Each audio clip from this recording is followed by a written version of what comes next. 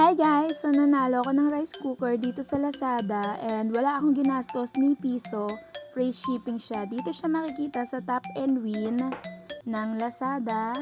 So beginner's luck!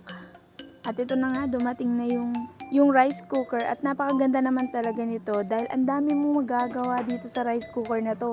Pwede kang gumawa ng congee, pwede mong panatilihin yung init ng kanin at pwede mabawasan yung sugar ng kanin. O, diba? Perfecto sa mga nagda-diet. Ibebenta ko nga rin pala to ng 1,000. Pero kung sakaling walang bumili, pag pinost ko siya is gagamitin ko na lang siya. Bakit ko siya ibebenta? Eh, diba sinabi ko nga maganda siya?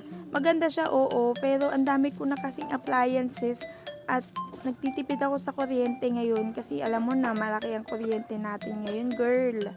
Kailangan mo magtipid. Pwede ka naman magsaing sa kalan.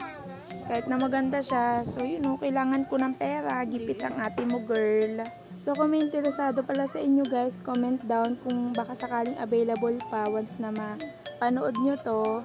Ang original price niya nga pala is 1,900, pero usually nagsisale siya ng 1,500. Tipid na kung 1,000 mo ito mabibili sa akin. Kaklaruhin ko lang hindi ko pa talaga siya ginagamit. Inopen ko lang siya para makita ko kumpleto. Well, in case na magkaroon naman ng problema, meron naman siyang warranty card at PPM mo na lang si Simplas.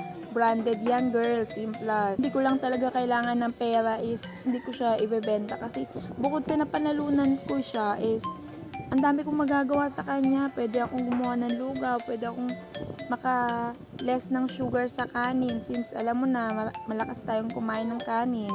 Pwede rin soup at sopas, baka pwede din. Ito yata yung ginagamit para makapagbawas ng sugar. Hindi ko lang alam kasi hindi ko pa siya masyadong ini-explore kasi nga bala ko siyang ibenta. So yun lang for today's video and ilalagay ko na lang sa ibaba yung Lazada link kung sakaling gusto nyong bumili kay Lazada or sa akin, Char. O tapos na.